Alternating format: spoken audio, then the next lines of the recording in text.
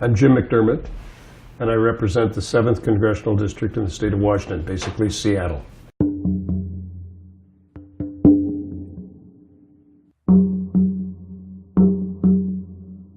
What is depleted uranium? Well, nuclear power uses uranium, and what's left is called depleted uranium. That is, the energy's been taken out of it.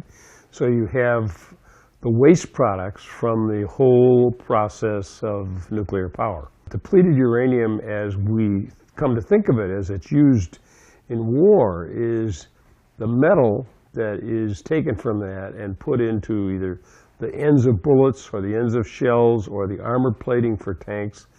It is a particularly dense metal that has very, very powerful ability to penetrate through metal or to prevent shells from penetrating it. So it's a very useful commodity that came out of the waste products of the nuclear power energy. How long has the U.S. military been using depleted uranium in any active combat situation? I'm unaware of anything prior to the Gulf War of '91. That's the first time I became aware of it. I was asked by the church council in Seattle to go out and look at what had happened when the Kuwait War occurred and the United States drove the Iraqis back out of Kuwait and back into Iraq. But that's the first time that I was in contact with it and really became aware of the use of it as a munition. What was your first impression of this on the battlefield? Well, I saw it, I was first taken to hospitals in Basra, where I met pediatricians and obstetricians. The obstetrician said that there were so many children being born with malformations that the question that a mother asked when a baby was born was not, is it a boy or a girl, but is it normal? That was the common question they got from women as they delivered a child. Then there was also a pediatric hospital where there was they said was a 600% increase in the number of childhood leukemias, a markedly sharp increase in this childhood disease. And that's where they said they thought it was due to depleted uranium. And I didn't know yes or no. I mean, I'm a scientist, I'm a physician. And if somebody tells me something, then I'm going to try and find out if that's what really is doing it. Because if it is, well, then we ought to know about it and take steps one way or another.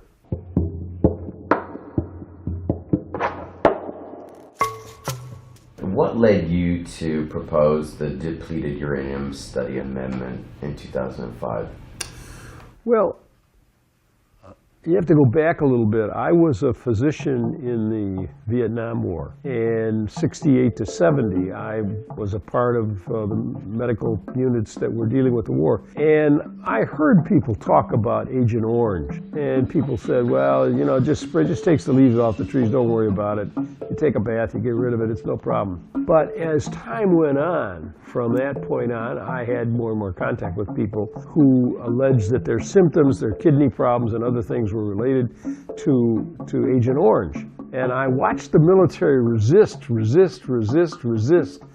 looking into Agent Orange as a real cause for many problems. When I started to hear about depleted uranium, I thought to myself, you know, this is like deja vu all over again. I've seen this before, where the military doesn't want to admit that there is a problem. So I tried to figure out here in the Congress how to get the military to start looking at that. And I also went to the CDC trying to get people to start gathering data. Because if you don't gather data, you can't make conclusions. What was the outcome of the amendment? Was there a robust attempt to gather data after 2006? I got the amendment passed. It required that there be a report in a year. The report came out and it's 2 pages. And it says we couldn't find anything. I mean, that's that. That's that. In your mind, that wasn't a serious report. Well, It reflected, in one sense it was, in that it reflected the fact there was no data. Nobody had been gathering data. And they didn't seriously go out and gather data before they wrote the report. They just said, we reviewed everything that's in the literature now, and there's nothing to suggest there's any connection, and so that's that. In science, you cannot make a conclusion from one case or two cases. You've got to do a study. Some people have it, some people don't have it. Then you see how they react to it. I was frustrated by their conclusions, but I could not say they were wrong. I just didn't know. Right. So then I went to the CDC and I said to them, this is something that the Communicable Disease Organization ought to be able to look at this and see what's going on. And I mean, that's how we pick up things, is using the epidemiological studies that come from the CDC. And I was using that as my model in my head for how I wanted to figure out what was going on. We still haven't got any good hard evidence. To your mind, the U.S. government just isn't and hasn't been really concerned with collecting official data on its own? I find their lack of interest troublesome because there are really two populations you should be looking at here. You should be looking at the Iraqis who are living in it, and you should be looking at what happens to our soldiers and sailors and Marines who are involved in creating it and walking through it and living in it for a short period of time. Both of them are populations that ought to be subject to a study of what happens. And that's the troublesome thing, is that there's almost no interest in what happened to the Iraqi population.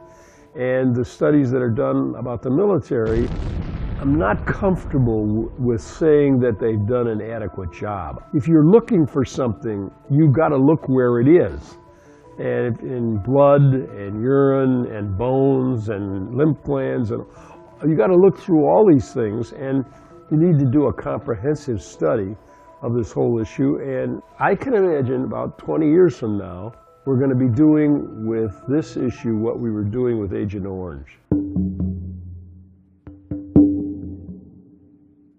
We spent time at Fallujah General, and part of our story is the doctors there. They're seeing a lot of child deformity cases growing and growing. Do you have any connection to whether the situation for the indigenous population there is getting any worse or any better?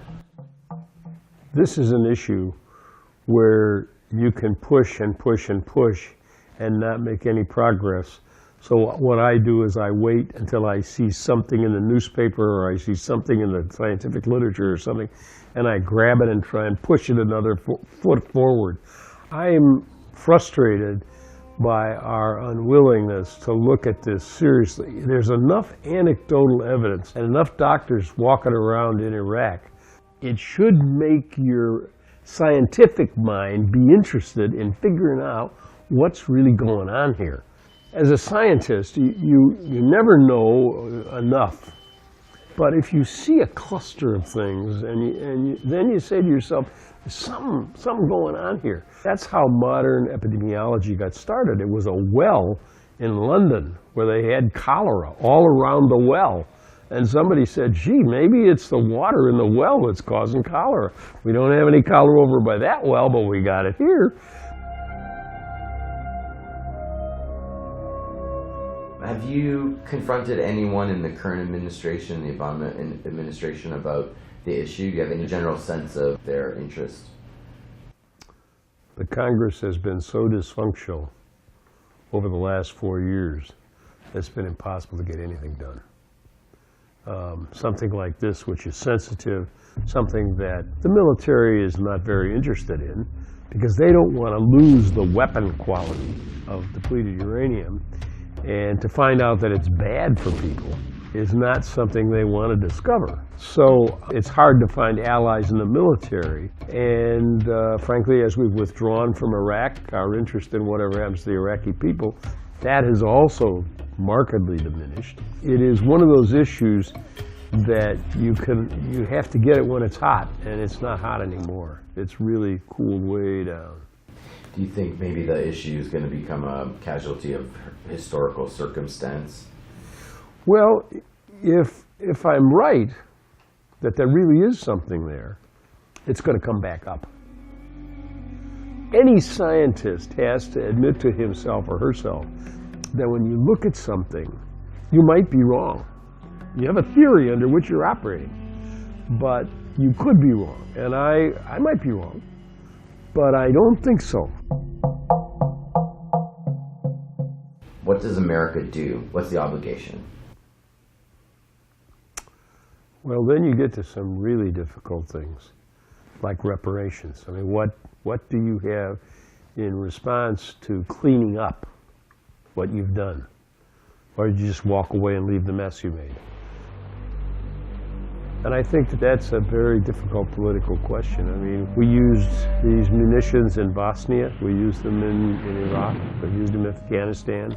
And my view is that people don't want to look, because if you find something, then you have to do something about it. And it's a lot harder if you've now identified there's a problem to walk away and say, well, it's not our problem, it's somebody else's problem. Let them figure it out. Never mind the human suffering and the illness and all the rest. It's the long-term costs of this kind of stuff that are really, you know, they're very hard to quantify and therefore very hard to respond to.